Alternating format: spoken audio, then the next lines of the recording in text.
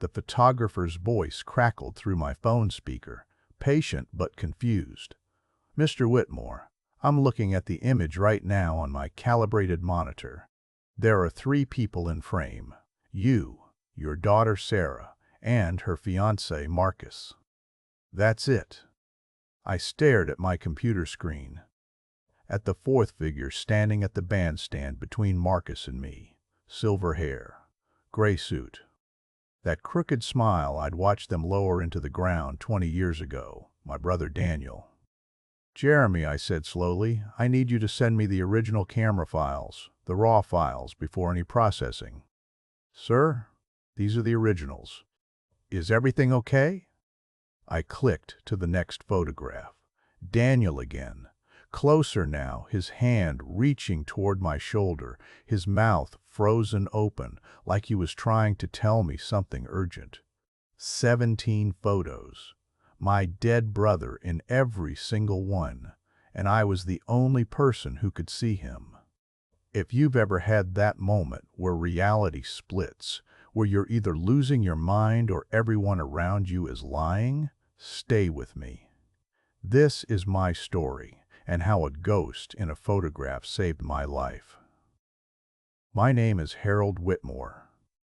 I'm 71 years old, and I built Whitmore Industrial Supply from a single warehouse in northeast Minneapolis into an $83 million distribution business. I've negotiated with union bosses who could make grown men cry, survived 3 recessions that killed companies twice our size, and buried both my wife and my brother in the same cemetery on a hill overlooking the city we all loved. Nothing in 7 decades of hard living has ever frightened me the way those photographs did. If you've ever been treated like you're confused just because you've got a few gray hairs, subscribe. This channel is for people who still know how to fight back with facts and a paper trail. Daniel and I had been partners for 15 years before his death. He handled sales while I managed operations, a clean division of labor that made us both wealthy and kept our brotherly competition from tearing the place apart. Daniel had the charm, the easy way with people that I'd never mastered. I had the discipline, the obsessive attention to detail that kept the machinery running.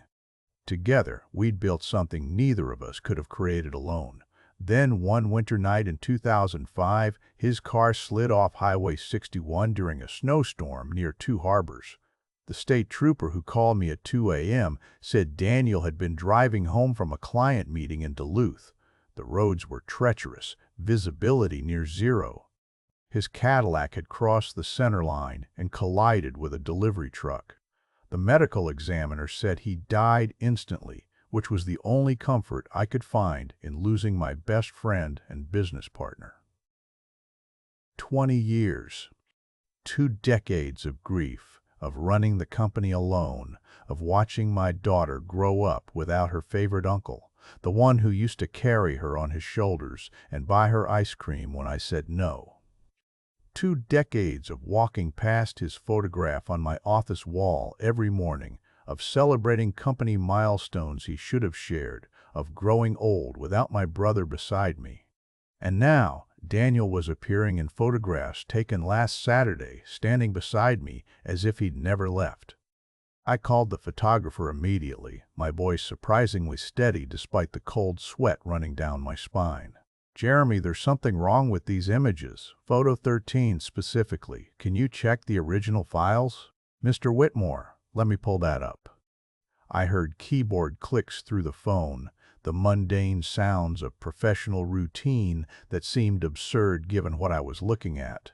"Photo 13, I'm looking at it now. You, Sarah, Marcus by the bandstand. Beautiful composition, actually. The light was perfect that afternoon. What's the problem? You don't see the 4th person." "The man standing between Marcus and me?" A long pause stretched uncomfortably. "Sir, there are only 3 people in this photograph. I'm looking at it right now on my calibrated monitor. 3 people, the bandstand, the lake. Are you feeling all right?" I stared at my screen at Daniel's unmistakable face. His eyes seemed to be looking directly at me, and his expression carried something I'd never seen from my jovial brother in all our years together.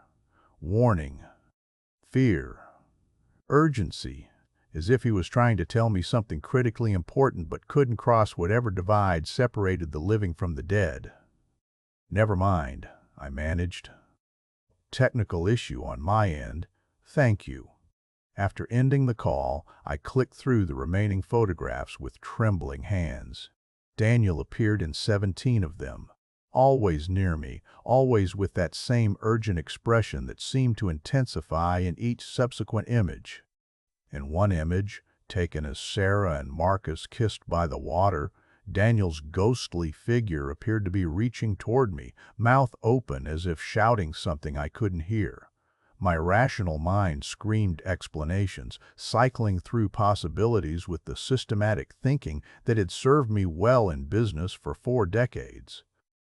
Photoshop manipulation by someone with access to old family photographs, some elaborate prank orchestrated by someone who knew our history. A symptom of the grief I'd never fully processed, finally manifesting after 20 years of being buried under work and routine. But the photographer saw nothing unusual. The files were unaltered, saved in the original RAW format that cameras use before any editing occurs. And Daniel's face was as clear and detailed as the living people around him, accurate to the laugh lines around his eyes and the slight asymmetry of his smile from a childhood baseball injury. Someone wanted me to see my dead brother. The question was, why? Sarah called that evening, bubbling with excitement about the preview photos and the way only a bride 3 weeks from her wedding can. "Dad, they're gorgeous." Marcus and I can't decide which ones to use for the invitations. We've narrowed it down to about 15, but honestly, they're all so beautiful. "Can you come over tomorrow and help us choose?" "Of course, sweetheart." I hesitated, unsure whether to mention what I'd seen. How do you tell your daughter that her dead uncle is appearing in her engagement photos? How do you even begin that conversation without sounding like you've lost your mind? "Sarah, did you notice anything unusual in the photographs?" "Unusual? Like what?" There was genuine curiosity in her voice, none of the caution or fear I would have expected if she'd seen what I'd seen. "Nothing. Just checking. I'll see you tomorrow." I spent that night examining every pixel of those 17 photographs, using image analysis software I'd originally downloaded to verify documentation for insurance claims. The images were flawless.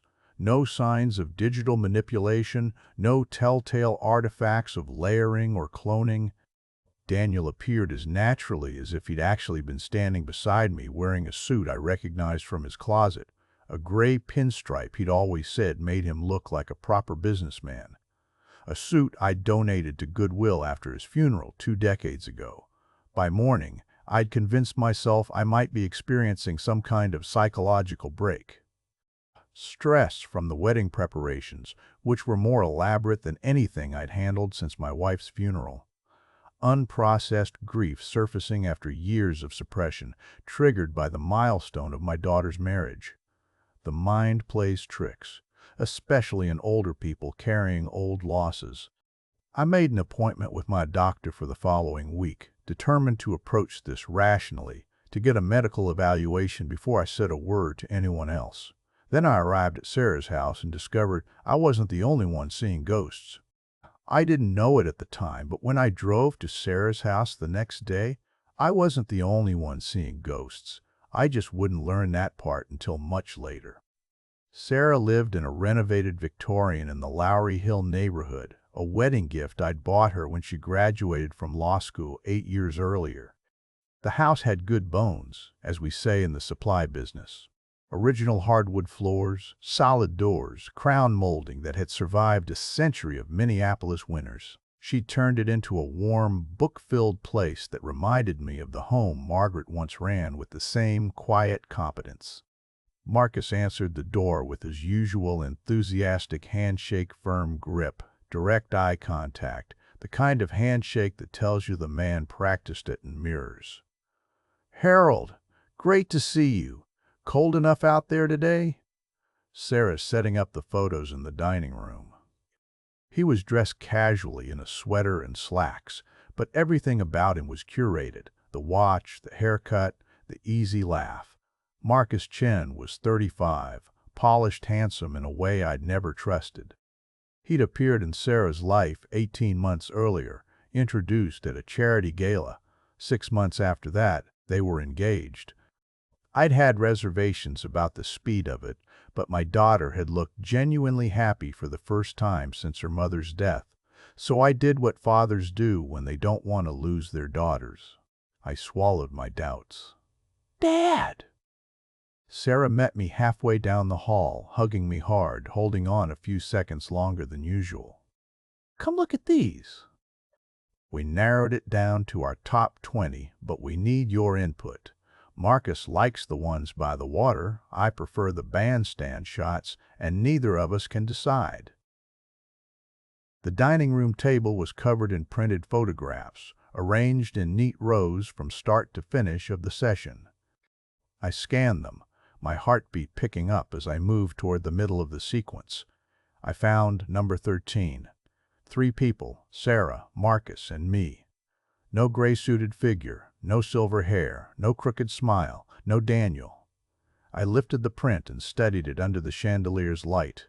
Same pose, same bandstand, same trees. The angle was identical to the file on my computer at home, only now it was exactly what Jeremy had described, 3 people and nothing else. "Dad, you're staring at that one like it owes you money. Is something wrong?" I forced my face into something like a smile. "No, just admiring how beautiful you look. You have your mother's smile in this one." Her expression softened. "You always say that." "It's always true." I set the photo down and kept moving along the line, my mind working faster than my hands. The ghost only appeared in the files I'd received. The prints, ordered and delivered directly from Jeremy's lab, were clean, which meant my copies had been swapped. Not by me, not by Jeremy if he was to be believed. Someone had intercepted my files and replaced them with the versions containing Daniel. Someone with access to my email or Jeremy's delivery system and enough skill to do it without leaving obvious traces. But who would do that? And who would even know where to begin? More importantly, who would have enough photographs of Daniel to recreate him that perfectly? "I was thinking," Marcus said, dropping into the chair beside me with the casual comfort of a man convinced he belonged there, "we should talk about the business transition after the wedding."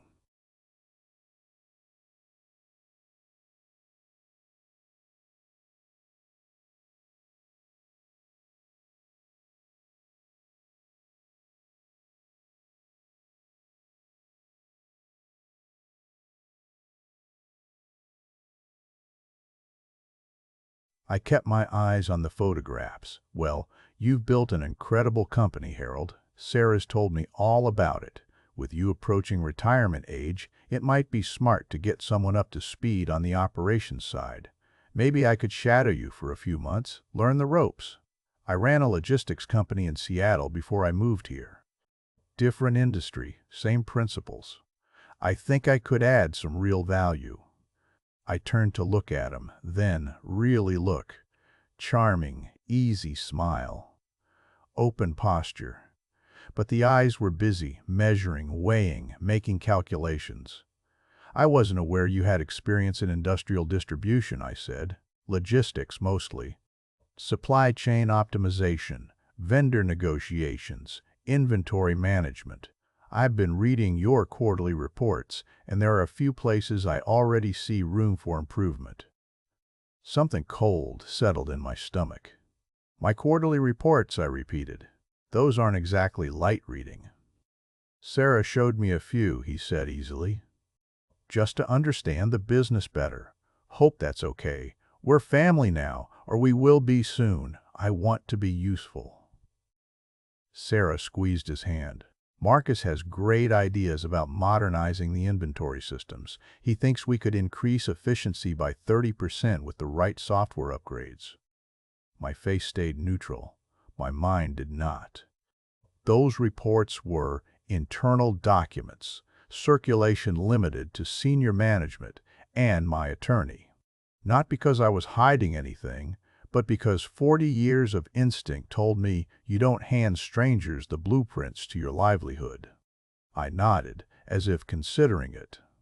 We can talk about that. Right now, let's focus on making your wedding perfect.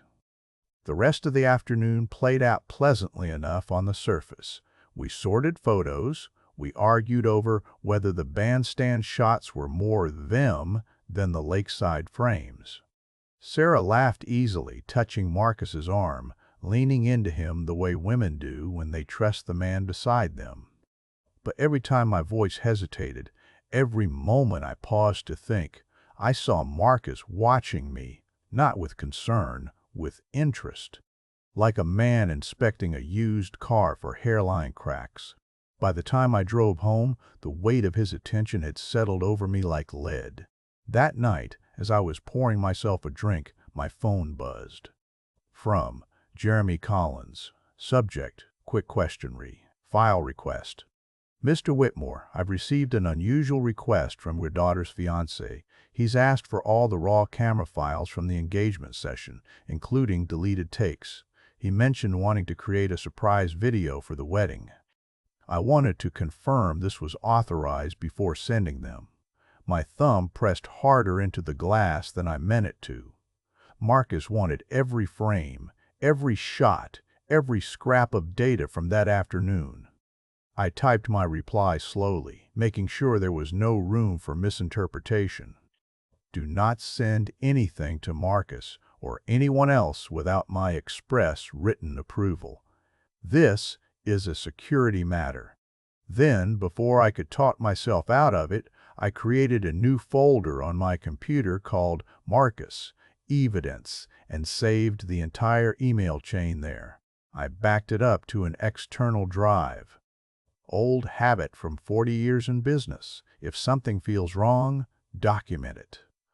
The drink sat untouched on the desk while I worked the phones. I'd spent a lifetime building relationships with business owners all over the Midwest.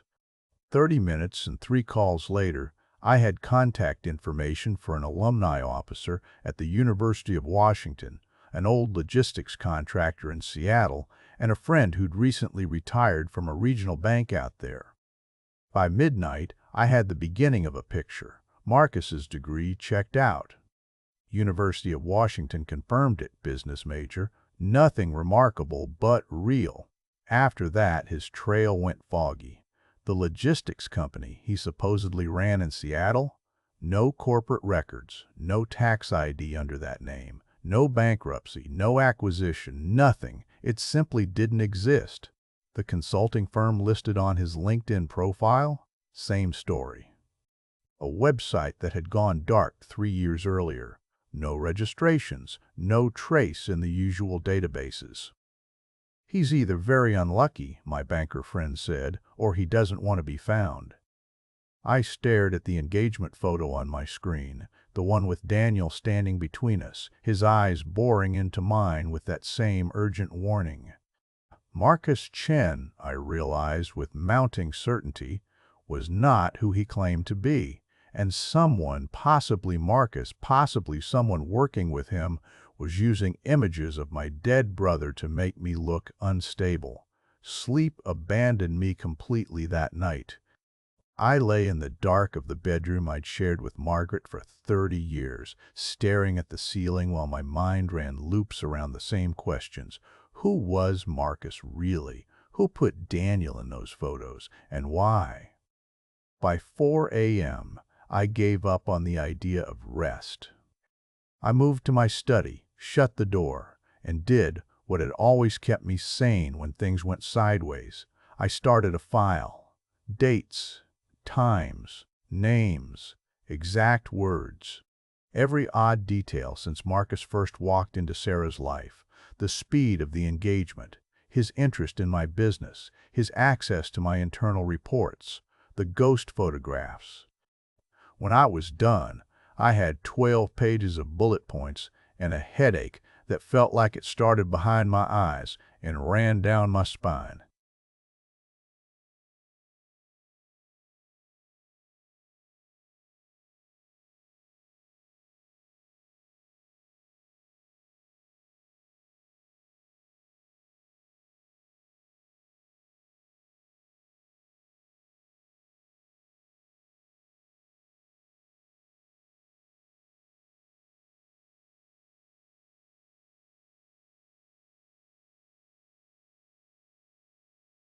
She'd seen me through acquisitions, a hostile takeover attempt, and the weeks after Margaret's funeral when I came in every day because I didn't know what else to do. She took one look at my face and simply nodded. "I'll hold your calls," she said, and closed my office door. First call was to Frank. He answered on the second ring. "Whitmore." "What's wrong?" "Marcus Chen," I said. "Supposedly 35. Says he's from Seattle. I want everything. Birth records, employment history, credit, court records, the works." "Employee?" he asked. "Worse," I said. "My future son-in-law." Frank went quiet for a moment. "I'll have preliminaries for you tomorrow. Full report in 48. "And Harold?" "Yeah? If this guy's dirty, I'll find it. I like Sarah. I don't like the sound of this." When I hung up, I turned back to the photographs. I'd already run them through my own software at home, but now I approached them the way I would, a suspicious invoice, cold, methodical, piece by piece. I logged into Jeremy's cloud storage from my office computer, a machine that had never touched my home network. Fresh download, new environment, no excuses. The files opened crisp and clean on my monitor. Daniel was still there. In every single frame I remembered him in. Same suit, same expression, same impossible presence. This wasn't some glitch on my laptop. Whatever had been done to these images, it was baked into the files before they ever reached me, or he'd actually been there, which I knew he hadn't. I scrolled back to the image of him reaching toward me while Sarah and Marcus kissed by the water. His mouth was open, frozen mid-warning. "Okay, Danny," I muttered. "What the hell are you trying to tell me?" I called a man named Jerome I'd used years earlier in a lawsuit. Digital forensics, the best I knew. "Harold," he said, "I still owe you for that testimony. What can I do for you?" "I've got some photos," I said. "I need to know if someone was added to them after the fact. And I don't mean a bad Photoshop job. If this is fake, it's professional. Send them over. I'll do a full forensic analysis, metadata, lighting, pixel-level artifacts. Give me 2 days." "Jerome," I said, "this is my family.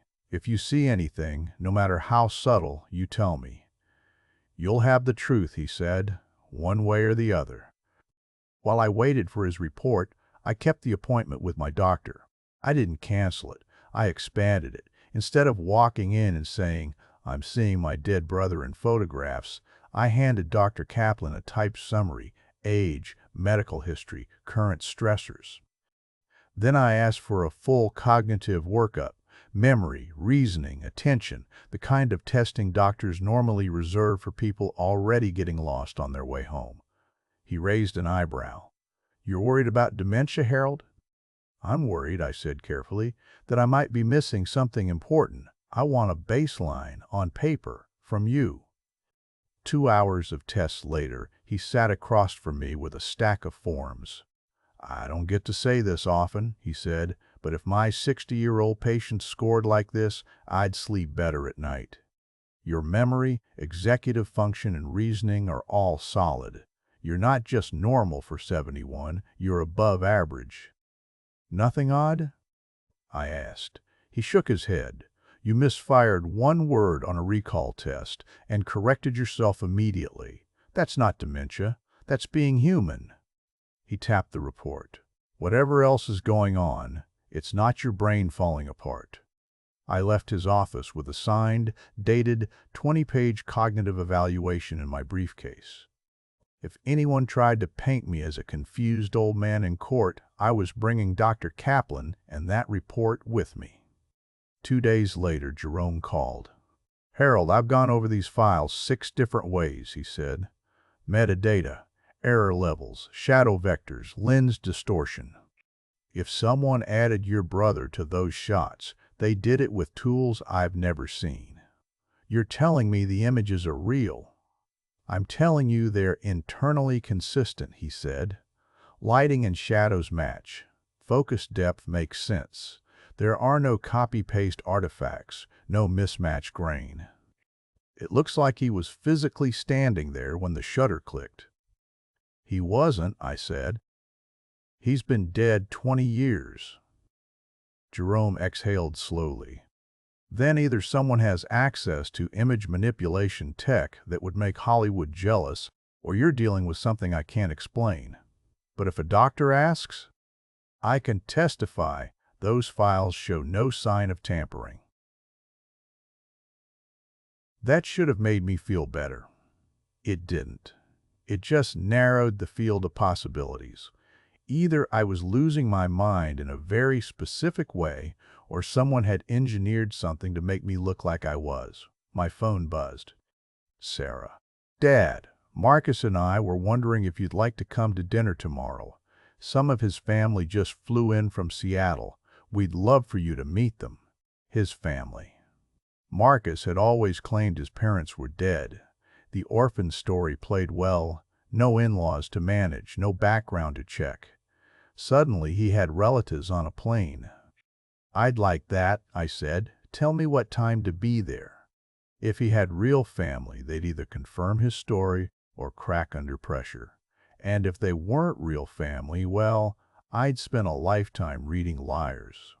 The next night, I was back in that Victorian dining room. Marcus opened the door, all smiles and warmth. "Harold, come in, come in. There are some people dying to meet you." In the dining room, a woman in her 60s rose from her chair, elegant in a navy dress and pearls, silver hair in a neat bob. Beside her, a woman in her late 30s with sharp eyes and a smart blazer stood too. "Harold, this is my mother, Dorothy," Marcus said, "and my sister, Rebecca." Dorothy extended her hand. "It's wonderful to finally meet you. We've heard so much about you." Rebecca's grip was firm. "Sarah talks about you constantly. It's nice to put a face to the stories." We all sat. Wine was poured. A roast I was fairly sure Sarah hadn't had time to cook herself appeared from the kitchen. Conversation flowed. On the surface, it was nice. Dorothy had stories about Marcus's childhood baseball games. Rebecca had complaints about San Francisco rents. They laughed at each other's jokes in all the right places. But the rhythm was off. Their stories had the over-polished feel of a sales pitch. Too many concrete details, delivered too perfectly, like lines memorized and rehearsed. Genuine families interrupt each other. They correct details. They argue about who remembered it right. This family never once stepped on each other's lines. Halfway through the meal, I tested them. "Daniel would have loved this," I said casually, cutting into my roast. "Daniel?" Dorothy asked. "My brother. We built the company together. He died in a car crash up near Two Harbors. Sarah was what, 12 when he passed?" 13, Sarah corrected gently. "But yeah, Uncle Daniel was everything." I watched Rebecca. For a fraction of a second, her eyes flicked to Marcus. It was tiny, a micro-expression most people wouldn't catch. But I'd spent 40 years watching men betray themselves in negotiations. She knew exactly who Daniel was. And she knew I'd just mentioned something they'd already researched. I let it pass. Laughed at Dorothy's next story. Played my part. Near dessert, I excused myself. "Sarah, where's the bathroom again?" "Down the hall, second door on the left," she said automatically. already turning back to Rebecca. I went down the hall. I did not open the bathroom door. I opened the door to Sarah's home office instead. Her computer was awake, screen glowing, no password prompt. I stepped inside and closed the door quietly behind me, the way I'd done entering boardrooms before hostile negotiations. On her desk were printed articles about elder law guardianship, conservatorship, power of attorney, some highlighted, some with notes in her handwriting. My name appeared in the margins more than once. I woke the mouse, and her desktop sprang into focus. A folder sat near the top, DAD. Legal inside were subfolders. One of them stopped my heart.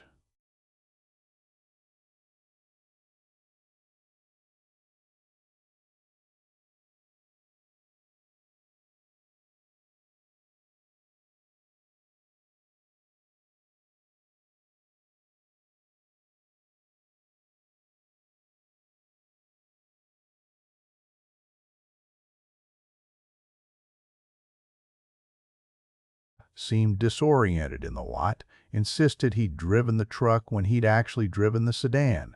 Took 25 minutes to find the car. Said he was just tired, but this feels like more than that. Another, brunch at Spoon River.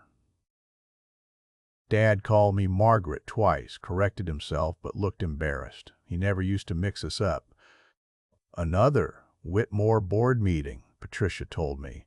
Dad approved a risky equipment lease he later denied knowing about. Possible memory gap? None of it had happened. I would have remembered getting lost in a parking lot. I hadn't called her Margaret in years. The equipment lease never existed. But in document after document, my daughter had built a careful, dated record of my decline in her own words. Anyone reading it cold would see a classic early dementia narrative. Small lapses, mounting concern, a loving daughter tracking it all. My hand shook. I backed out of the folder and opened another. Guardianship. Templates for petitions to the court. Instructions on how to get an emergency hearing if a parent became a danger to himself. Sample language, asserting cognitive decline. In one partially filled form, my name was already typed in the space for proposed ward. Another file, a list of my major assets, neatly summarized. I opened her browser history, recent searches, early signs of dementia in parents, how to get power of attorney over elderly parent, how to have a parent declared incompetent guardianship versus conservatorship, pros and cons, documenting episodes for court. She'd been researching this for months. I took out my phone and started photographing the screen. Every document, every form, every search. Years in business had taught me that when trouble comes, the person with the best paper wins. Then I closed everything, returned the chair to the exact position it had been in, and slipped back into the hall. In the dining room, Dorothy was telling a story about Marcus winning a championship game with a last-minute home run. Everyone laughed. Marcus beamed. Sarah looked at him like he hung the moon. I sat down, picked up my fork, and tried to taste the food. My daughter was building a case to have me declared mentally incompetent. If you'd never let anyone turn an aging parent into a payday, subscribe, because stories like this are how we spot the trap before it closes. I smiled when people looked at me. I nodded in the right places. But inside, something had torn. Was Sarah a willing partner in this? Or was she being led by the nose? On the drive home, the question chased me through every red light. The next morning, Frank called. "Harold, you sitting down?" he asked. "I am now." "This guy's a ghost," he said. "The Marcus Chen identity appears in 2018. Before that, nothing. No birth records that match, no school records beyond the degree, no employment history you can verify. The Seattle Logistics Company doesn't exist. The consulting firm, empty shell." My grip tightened on the phone. So who is he? Name he was born with is probably David Kowalski, Frank said. I dug up a sealed juvenile file tied to his face. Violence, fraud, the works. The FBI's been sniffing around someone with his description for years. And that's not the worst part. I waited. Over the last decade, Frank continued, 3 wealthy widowers in the Midwest have lived some version of your story. All older men with money, all with adult daughters. In each case, a charming man shows up, sweeps the daughter off her feet, gets engaged fast, and starts whispering that dad is slipping. My mouth went dry. 2 of those men were declared incompetent within 6 months of the wedding, he said. Their assets were moved into trusts controlled by the daughter and the new husband. Within a year, both men were dead. Officially heart attacks. Both bodies cremated fast. No autopsies beyond the rubber stamp kind. And the third? I asked. Didn't make it to court, Frank said. Died of what was called a stress-induced heart attack while resisting care. But his estate, let's just say a lot of money went missing through very creative accounting. And the daughters? I asked quietly. He hesitated. One sent an email to friends saying she'd moved to Europe to start over. No passport activity, no credit cards, no phone records since. Another supposedly moved to South America, same pattern. Vanished. The third had a breakdown after her father died. She's been in a private psychiatric facility ever since. Can't account for what happened in the months between the wedding and her father's death. My stomach turned. You think they were killed? I asked. I think, Frank said carefully, this is a professional operation that doesn't leave loose ends. The pattern is too clean. Money moves. Fathers die. Daughters disappear or get broken. Same basic story, different cities, different names. He took a breath. And Harold? The financial profile in those cases, company structures, asset mix, even the emotional leverage points in the daughters' lives. It's too close to yours to be coincidence. Over the next 3 days, Frank sent more. Corporate records, shell companies, names that repeated across states. A digital forensics contact who'd seen similar ghost photo tricks used once before on a different target.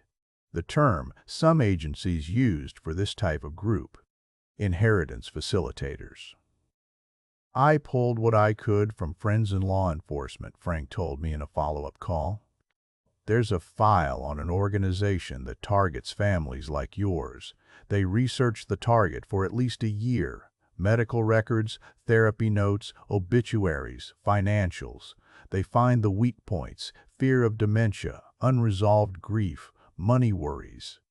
Then they send in someone like Marcus to play the hero. My file? I asked. Thick, he said. Somebody got hold of Sarah's therapy records from after Margaret's death. They know how terrified she is of losing you too. They have your medical history. Your mother's dementia is underlined 3 times.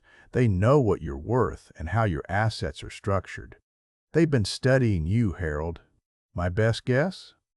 At least 2 years before Marcus ever bumped into Sarah at that gala. The ghost photographs snapped into place in my mind like the last piece of a puzzle. They were never about me seeing Daniel. They were about everyone else believing I did. If I went to a doctor saying, my dead brother is in my daughter's engagement photos, and those photos looked normal to everyone else, instant evidence of a visual hallucination. If I mentioned it to Sarah, she'd write another episode entry. Bring it up to anyone in that dining room, and the fake family would have a story ready about how I'd been confused over dinner. They were building a narrative. Harold is losing it. Harold sees things that aren't there. Harold can't be trusted with his own money. And my daughter, one way or another, was part of it. I stared at the last page of Frank's report, at the column of numbers representing what this group had stripped from men like me. Then I looked up at the photograph of Daniel on my office wall. The real one. The one where he was laughing, arms slung around my shoulders, alive and solid. "Looks like I've got one more fight left in me, brother," I said quietly. "And this time, we're fighting for Sarah." I needed to save my daughter, but first, I had to find out whether she was a victim or a partner. Once Frank's report landed on my desk, the fear settled into something I understood much better: anger and work. I'd been outmaneuvered before in business, not often and not for long. The way you survived was simple: stop reacting, start planning. So for the next week, I did something that went against every instinct I had. I started acting like the man they thought I was. Whenever Marcus was around, I let myself forget little things. I'd pause in the middle of a sentence and stare off, as if searching for a word. I'd pat my pockets and say, "Now where did I put my keys?" Even though I knew exactly where they were. I'd ask a question I'd already asked an hour earlier. Every time, I saw Sarah's phone come out, her thumb moving. Another episode for the file. At the same time, I wrote down every staged slip in my own notebook with times and dates. If the day came that anyone put her guardianship petition in front of a judge, I wanted a second record that told the truth. Behind the mask, I was busy. I met with my attorney, Lawrence Brighton, in his office overlooking the Mississippi. I'd known him 40 years. He was one of the few people left who'd seen me broke, flush, broken, and still standing. After I laid everything out, the ghost photos, the fake family, the criminal pattern Frank had uncovered, he sat back and took off his glasses. "Harold, this is worse than most corporate fraud cases I've handled," he said. "You need to be talking to the authorities." "We will," I said, "but first, I want my house in order. If they try to move on my assets, I want them grabbing at air." He nodded slowly. "All right, what are you thinking?" "New will," I said, "updated trust structures. And I want a clause that disinherits any heir who petitions for guardianship or conservatorship without clear, independent medical evidence. If Sarah goes forward with their plan, Marcus gets nothing through her." "That's aggressive," he said. "I like it." We worked for 3 hours. By the end of it, we had a revised will with the guardianship clause I wanted. An asset protection trust that would move control of Whitmore Industrial Supply out of my personal estate entirely. Instructions to distribute sealed copies of Frank's report, Jerome's report, and my cognitive evaluation from Dr. Kaplan to 3 separate parties: Lawrence, my accountant, and a safety deposit box if I died under unexpected circumstances. I slid Dr. Kaplan's 20-page report across the desk. "Put this where no one can touch it," I said.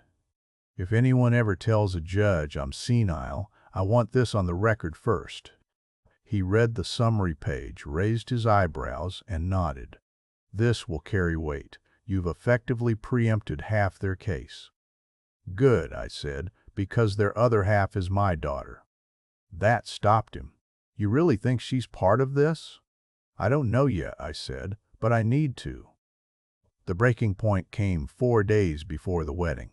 I drove to Sarah's house on a Wednesday morning without calling first, using the key she'd given me years ago for emergencies. The house was quiet, the kind of quiet you get in those old Victorians when the furnace isn't running and the street traffic hasn't picked up yet. Sarah was at the kitchen table, still in sweatpants and a t-shirt, papers spread out in front of her. Her hair was pulled into a loose knot, reading glasses perched halfway down her nose. For a second, with the light on her face just so, she looked so much like Margaret that it hurt. She jumped a little when she saw me. "Dad, I didn't know you were coming over." "We need to talk," I said.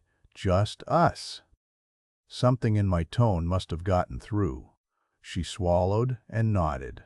"Okay. What about?" I set my briefcase on the table and opened it. Inside was a 3-inch binder Frank had put together, corporate records, photos, background checks.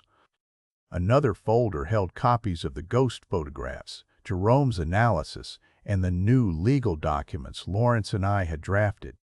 I laid the binder in front of her and flipped it open to the first page.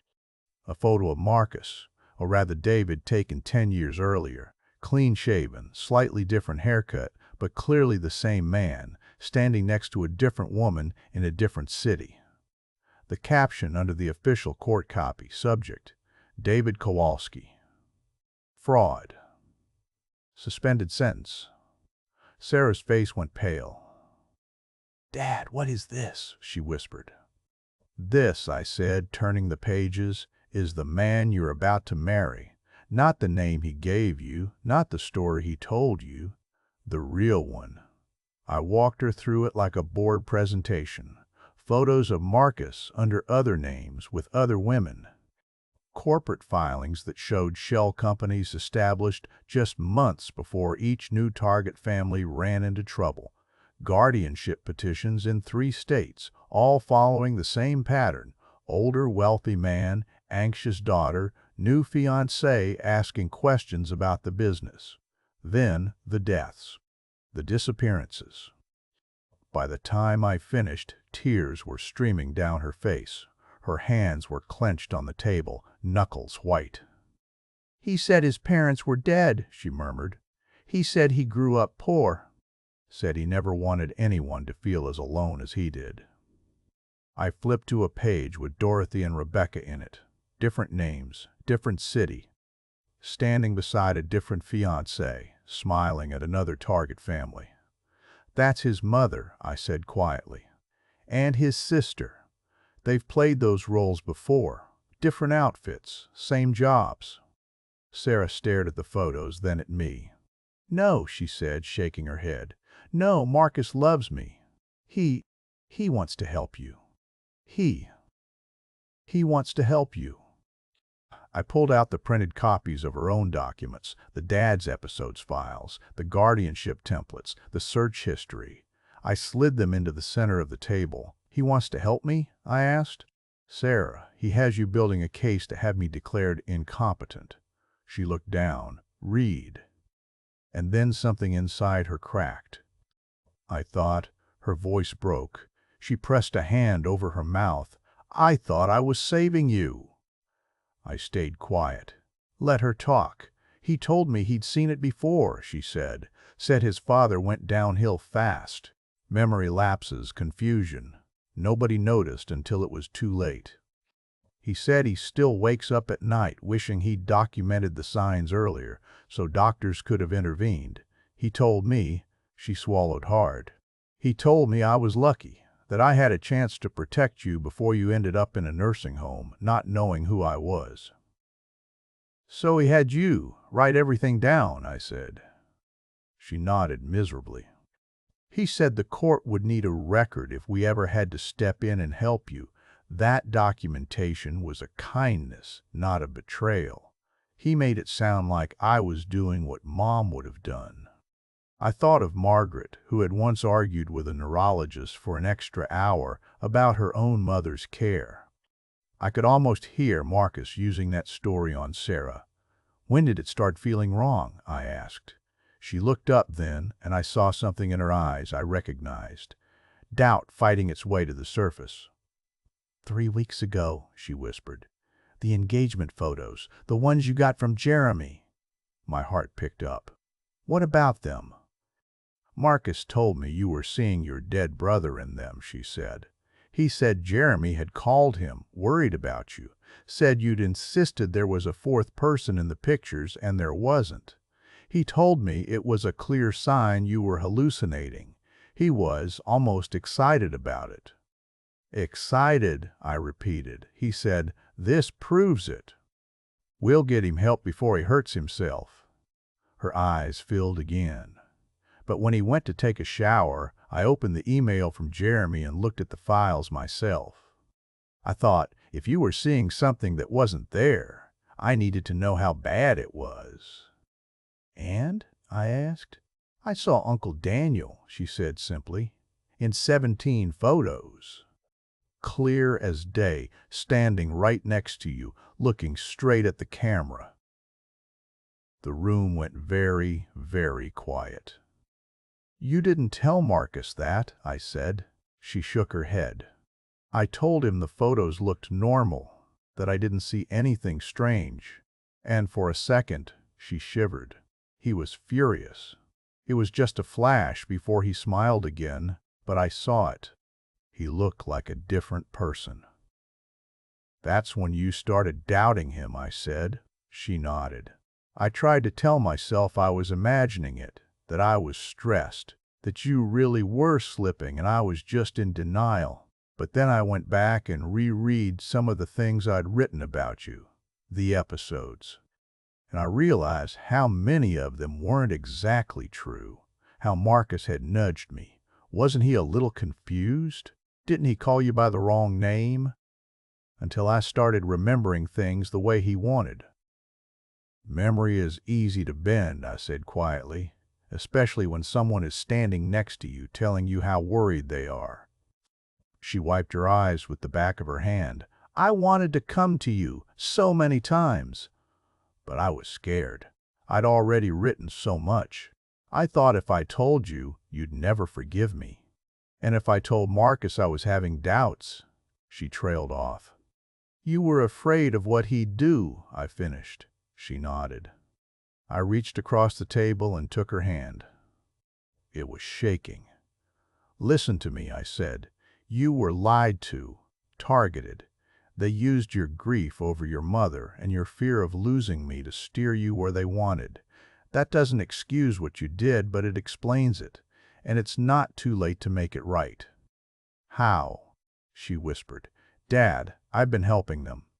I've been writing their case for them, if you hadn't seen through it." "You're here now," I said. "That's what matters. The question is, how much do you know about his operation?" She took a deep breath, steadied herself, and did the thing I'd always trusted her to do when she was scared. She told the truth. "Marcus keeps a safe in his apartment," she said. "He thinks I don't know the combination, but I watched him open it once. He didn't realize I was awake." "What's in the safe?" I asked. "Files," she said, "on other families, photos, financial documents. There were names I recognized from the news, guys you'd call your peers. Men who died or whose daughters just disappeared from the social pages. It was only for a second before he closed it, but I saw enough." "You remember the combination?" I asked. She nodded. "I think so. He used his parents' anniversary and something else. I wrote it down just in case I ever needed to get into it. I didn't even know why at the time. It just felt important." "That safe is the heart of this," I said. "If those files are what I think they are, they tie him to everything Frank's found.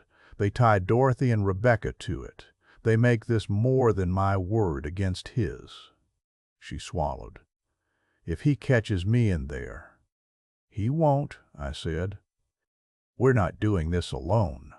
For the first time since I'd walked in, a flicker of something like hope crossed her face. "What are you going to do?" she asked. "What I do best," I said. "Document, plan, and bring in people who know how to end things like this." She looked down at the binder again. Other daughters, other fathers, other families that hadn't been as lucky. "Dad," she said softly, "do you really think we can stop them?"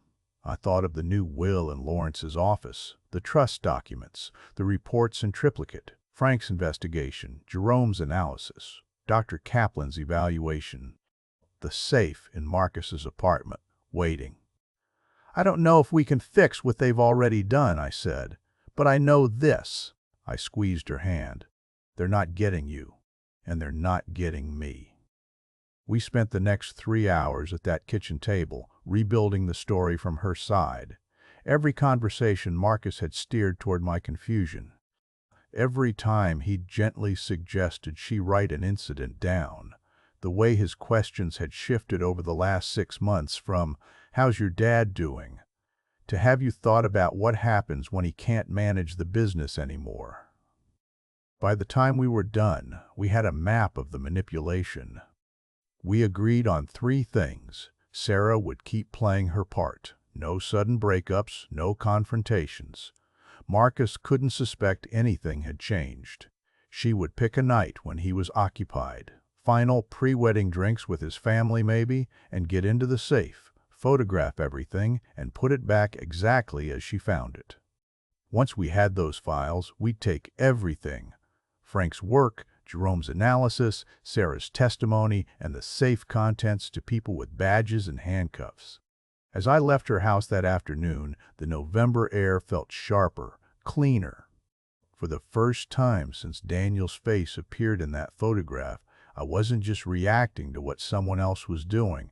I had a plan, and this time I wasn't just fighting for my company or my pride. I was fighting for my daughter's life. Sarah pulled it off 2 nights before the wedding. Marcus thought she was asleep when he left the apartment to meet Dorothy and Rebecca for last-minute rehearsal details. As soon as the door closed, she got out of bed, went to the safe, and punched in the combination she'd watched him use months earlier. Inside were exactly what we'd feared. Folders with other men's names on them, labeled in Marcus's neat handwriting. Photos, bank statements, draft guardianship petitions, copies of wills, notes about leverage points in each family, daughters' insecurities, medical histories, old griefs. She didn't touch the order of anything. She just photographed every page with her phone, put it all back precisely, and was back in bed when Marcus came home. The next morning, she forwarded everything to me from a burner email and deleted the originals from her phone. Within hours, Frank had looked at the files and given me a single recommendation. "It's time," he said. "You can't handle this alone anymore. And the good news is, you don't have to." He'd already been talking quietly to some friends in law enforcement. The kind of friends who didn't jump at ghost stories, but who sat up when you said pattern, fraud, dead men, missing daughters. That afternoon, I sat in a conference room at the Federal Building with 3 people from the FBI's white-collar unit. Frank was there. Lawrence was there. Sarah was there, pale but steady, with her laptop and the evidence from Marcus's safe. Agent Carla Morales led the meeting. Early 40s, no nonsense, the kind of person you don't bother lying to. "We've had pieces of this group on our radar for 3 years, she said, flipping through Frank's binder. "Never enough to bring charges. Fake names, shell companies, frightened families who won't talk. What you've brought us," she looked up at me. "This ties it together." "Can you stop them?" I asked. Her mouth tightened. "We can arrest them, but we need them all in one place, and we need them to believe nothing is wrong until the last possible second." Sarah glanced at me. "The wedding," she said quietly. Morales nodded. "They'll all be there. The fiancé, the fake family, probably 1 or 2 background players we haven't identified yet. They'll be relaxed, overconfident." "And my guests?" I asked. 200 people. I don't want them caught in the middle of something dangerous."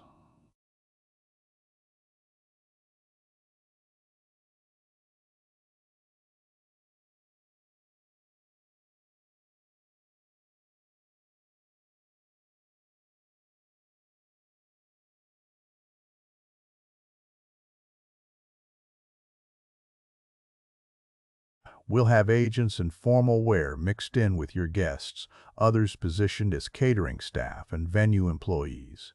When we move, it'll be fast." We spent the next 2 hours going over the plan. Sarah would proceed with the wedding as if nothing had changed.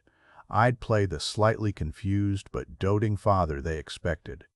Frank's and Jerome's reports, plus Dr. Kaplan's evaluation and Sarah's testimony, would be prepped as part of the probable cause package. Copies of the safe files were already being cross-referenced against unsolved cases. By the time I left the building, my head was pounding, but something had shifted. For the first time since this started, the wolves weren't the only hunters in the woods. Saturday came bright and cold, The kind of winter day where the sky over Minneapolis looked scrubbed clean. The wedding was set at a restored mansion on Summit Avenue, all polished wood and old money. Sarah had dreamed of getting married in a place like that since she was a teenager. I'd always imagined I'd be more relaxed on her wedding day. I arrived at 4, 2 hours before the ceremony. To the untrained eye, it was a normal high-end wedding. To mine, it looked like a well-disguised operation. I saw it in small things. A cousin I didn't recognize standing near the entrance with an earpiece, just a little too subtle, a waiter whose posture screamed law enforcement more than hospitality. In the string quartet, the second violinist looked like she'd be more comfortable in a flak jacket than a black dress. Sarah met me in a side room, already in her dress. Margaret's dress. It had been altered to fit her, but the lace was the same. For a second, I had to grip the back of a chair. It felt like the past and present were standing on top of each other. "You look," my voice caught. I cleared it. "Your mother would be proud." She smiled, blinking fast. "Let's make sure I get to tell her about this someday." We hugged. When she pulled back, she was all business again. "Marcus hasn't noticed anything," she said. "He's in the groom's suite with Dorothy and Rebecca. He thinks tonight is his payday." "Let's make sure it's his last," I said.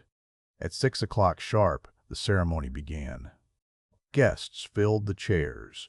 The quartet played. Marcus waited at the front, composed, handsome, wearing the face that had fooled my daughter for 18 months. I walked Sarah down the aisle. Every step felt like walking a tightrope. One misstep, one wrong expression, and the man waiting at the altar might smell the trap. We reached the front.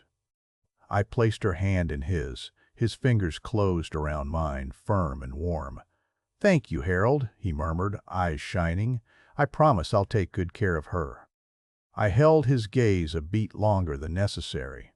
"I believe you will," I said, and I did. "Just not from the outside." The minister spoke. The usual words: love, commitment, family. I barely heard any of it. I was counting. Agents near the side doors. Agent Morales near the back, pretending to scroll through her phone. 2 men by the catering table, watching Dorothy and Rebecca. Then we reached the line. "If anyone here knows of a reason why these two should not be joined in holy matrimony, speak now or forever hold your peace." I stepped forward. "I do." The room froze. Heads turned. Sarah kept her eyes on Marcus, her knuckles white around the bouquet. Marcus's smile faltered. "Dad?" someone whispered. Marcus recovered fast. He turned to me with a practiced, worried expression. "Harold, are you all right?" he asked gently. "Maybe we should sit down." He didn't get to finish. "Just a moment, sir," a woman's voice cut in.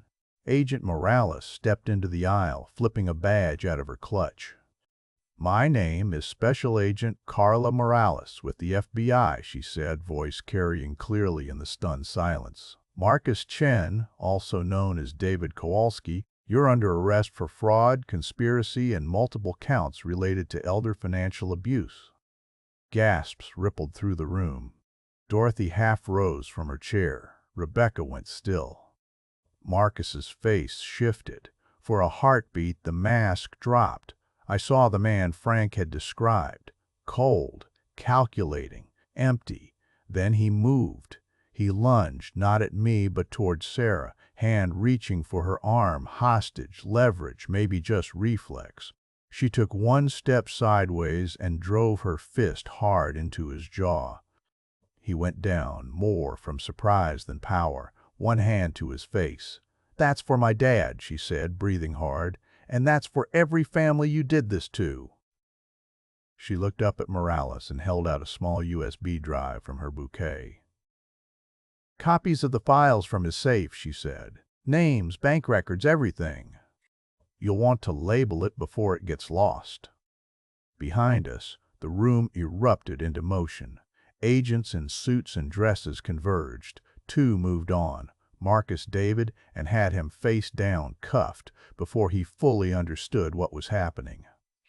Another pair intercepted Dorothy at the aisle. She was already protesting, voice high and indignant, claiming she didn't know anything.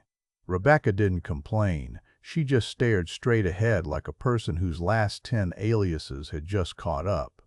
Guests were guided out gently, shaken, murmuring. Some stared at me as they passed. Some squeezed my arm. One older man, a former supplier of mine, leaned in and said quietly, "Whatever this is, you did the right thing." In 15 minutes, the ceremony room was nearly empty. The FBI worked quickly, bagging evidence, confirming identities. Frank slipped in through a side door, nodded to me, then went straight to Morales with a folder. I watched them discuss something, glance at me, then break apart to keep working. The details would take years to sort through. Right now, all I cared about was that the handcuffs were real and the doors were guarded. Eventually, someone turned the music off. The sudden silence rang in my ears. I found Sarah in the garden behind the mansion, still in her dress, arms wrapped around herself against the cold. Snow edged the hedges. The air smelled like winter and cut flowers. She'd taken her shoes off and was barefoot on the flagstones.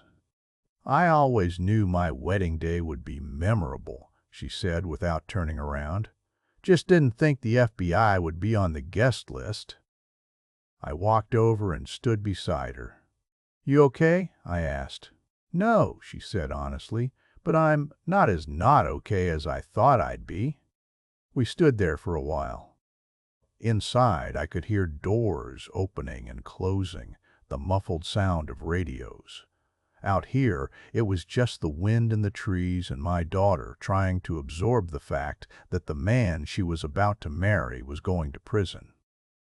"You hit him pretty hard," I said eventually. She gave a short, shaky laugh. "Mom always said if a man ever tried to grab me in anger, I should make sure he remembered it." We fell quiet again. After a minute, she said, "Dad, the photos. Why did we both see Uncle Daniel when no one else did?" I looked out at the snow, the faint outline of the city lights beyond the trees. "They built those images from old pictures," I said. "They thought making him look urgent and afraid would rattle me, make me sound crazy if I talked about it. They didn't understand what they were really putting in there." "What do you mean?" she asked. "They saw his face as a prop," I said. "We knew it as a person. We knew what Daniel looked like when he was worried about family. They assumed I'd see a monster in those photos. Instead, we both saw your uncle saying, 'Something's wrong. Pay attention.'" "You don't think it was really him, do you?" she asked quietly. I thought about the way my brain had kicked into gear the second I saw him. About how all the instincts Daniel and I had honed over years in business had flared back to life. "I think," I said slowly, "that the people we love leave marks on us. Habits, ways of thinking, gut feelings. When something doesn't smell right, we hear their voice in our head. Maybe what I saw wasn't a ghost. Maybe it was the part of Daniel that lives in me, putting on a louder mask so I wouldn't ignore it." She nodded, tears slipping down her cheeks. "I wanted so badly to believe Marcus," she said. "About you, about everything. It made sense. It made my worst fears feel manageable, like there was a plan."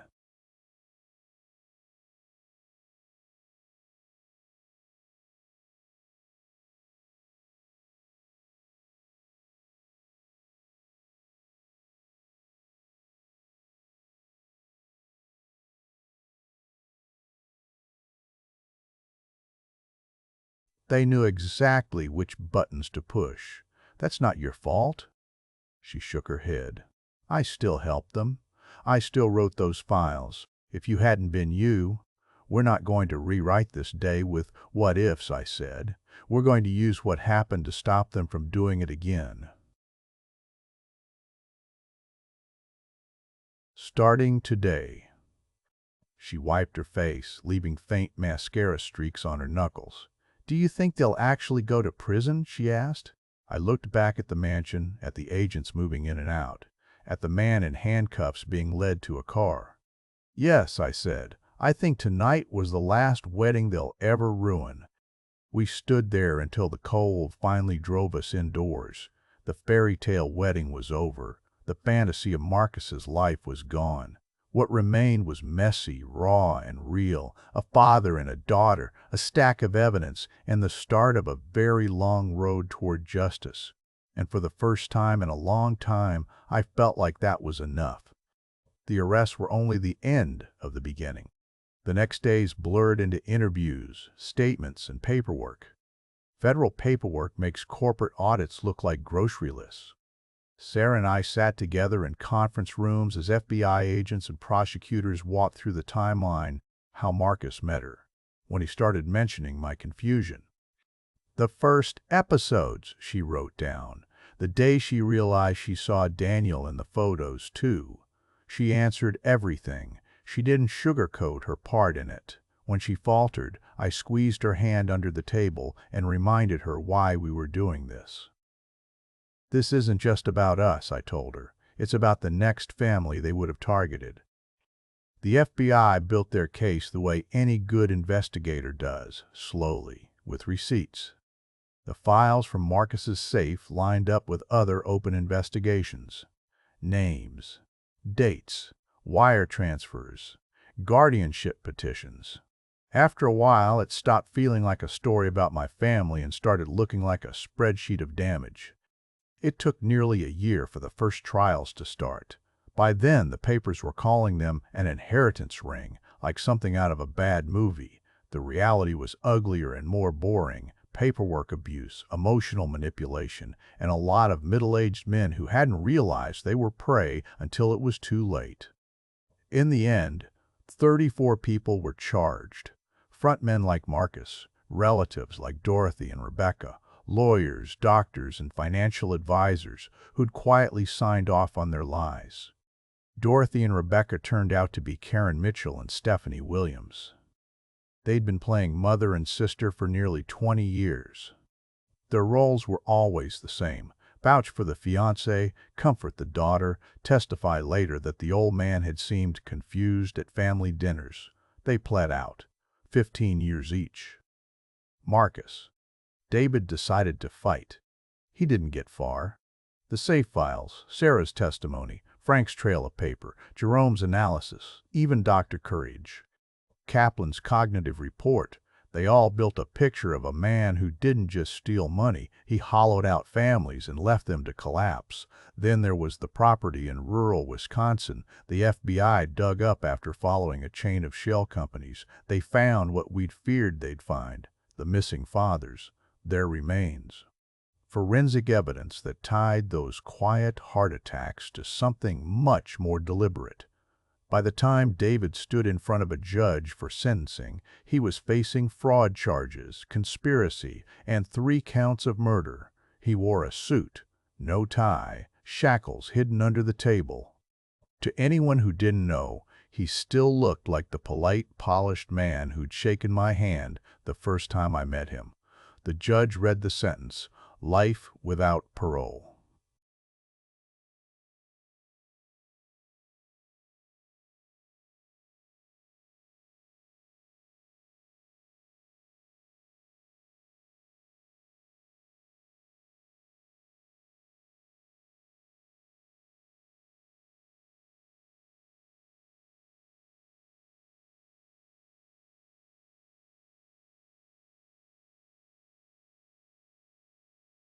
"You should have been easier," he said quietly, just loud enough for me to hear. The old ones usually are. For a moment, it was just the two of us in that room, the predator and the man he'd misjudged. I didn't answer. I'd already said everything that mattered on the record. You don't argue with a man who treats human beings like business models. He was led away.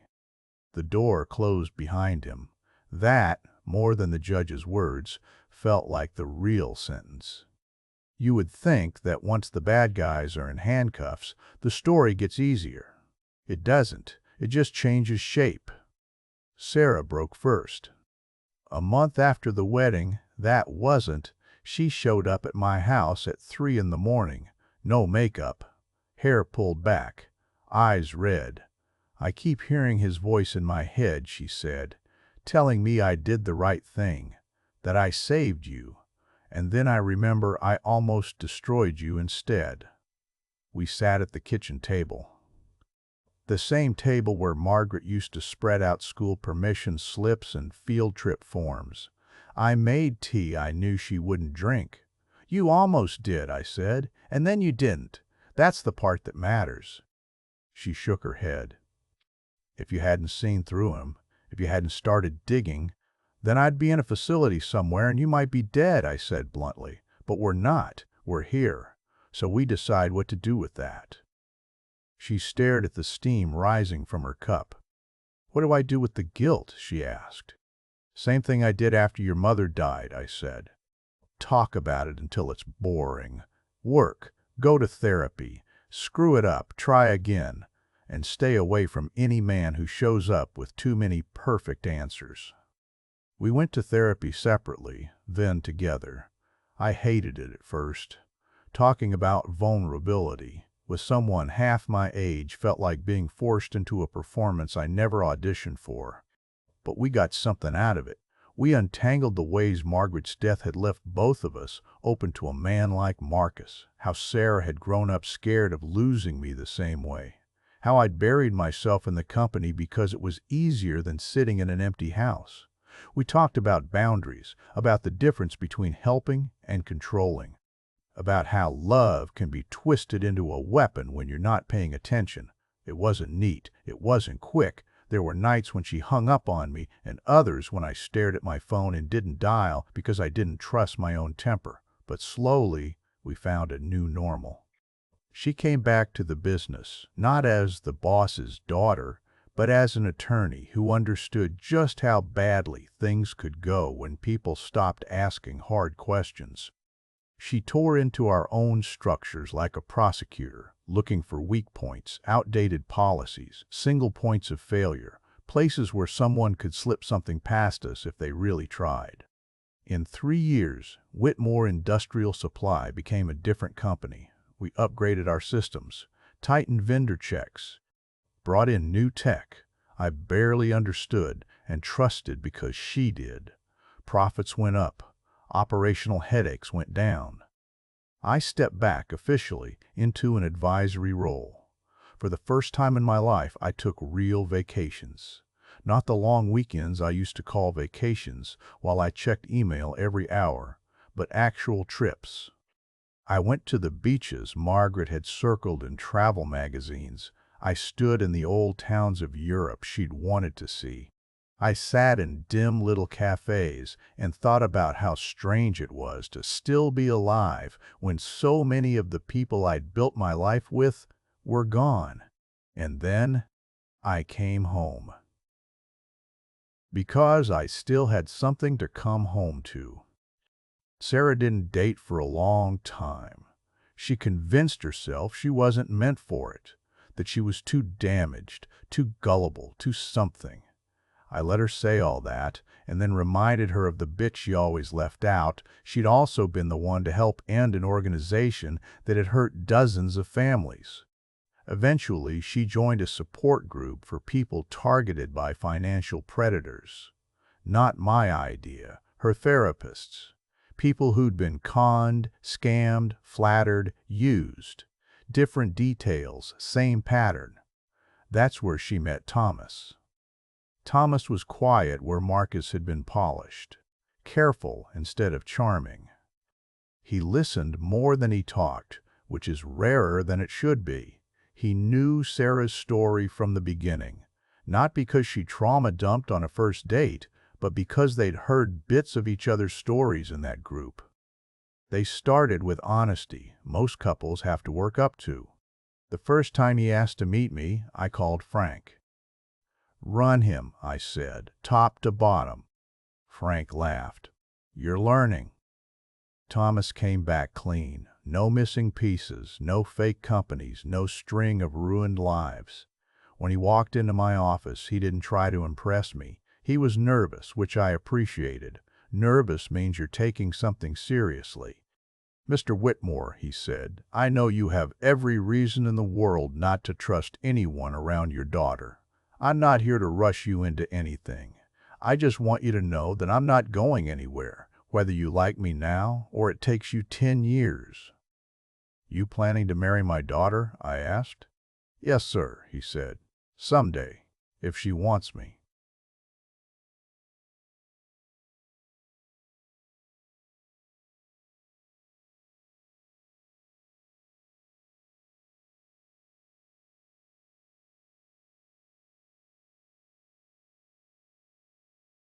I believed him, not because of the words, because of the way he said them.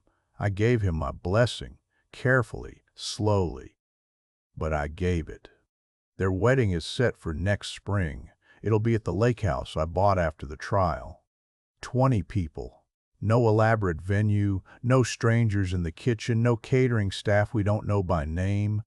Just family and a few friends who were there when everything fell apart. The ghost photographs ended up as sealed evidence in a federal case file. Later, Jeremy sent me the real versions, the unedited engagement photos. In those, Daniel wasn't there, of course. Just me, my daughter, and the man who thought he was about to hollow out our lives. But sometimes, late at night, I open the folder on my computer with the fake ones. I know they're fabrications, built by some poor digital artist in Chicago who thought he was making memorial portraits. The FBI found him. He had no idea what his work had been used for. Still, I look at them. In those images, Daniel stands beside me in his old gray suit, the one he always said made him look respectable. He looks older than he ever got to be. His eyes are fixed on mine, his expression urgent. When I first saw that face, it nearly broke me. Now, I see it for what it accidentally became. They tried to use my brother's memory as a weapon. They tried to turn grief into evidence that I'd lost my mind. Instead, it woke me up. Whether you call that instinct, training, luck, or something you don't say out loud, I don't really care. What I know is this: the habits Daniel and I built together, the way we questioned things that didn't add up, the way we followed the paper instead of the story, outlived him. That's the part of him that saved us. His real photograph hangs in my study now. The one from the early years, with both of us younger and thinner and certain we could take on the world. Sometimes I talk to it. I tell him about Sarah's work at the company, about the families who got restitution from the seized assets, about the men who will never sit at their kitchen tables and wonder if they're losing their minds because of someone like Marcus. Mostly, I tell him that his niece is going to be okay. Not perfect, not unscarred, but okay. That's really all any of us get to hope for. I'm telling you this because families like mine aren't rare. There are a lot of us, men who worked our whole lives, who love our kids more than our own comfort, who never imagine that the real danger won't come from a stranger in an alley, but from a smile across the dinner table. If something in your own story feels off, if someone is suddenly very interested in your confusion, if they're documenting your mistakes like they're building a case, don't ignore it. Check the records, ask the questions, get the reports, trust your gut, and then back it up with paper. Love doesn't mean surrendering your judgment. Real respect doesn't ask you to sign away your life quietly. If this hit close to home, if you know what it feels like to be treated like a walking wallet, subscribe and share this with someone you trust. And when you're ready, there's another story here about boundaries, paper trails, and quiet justice.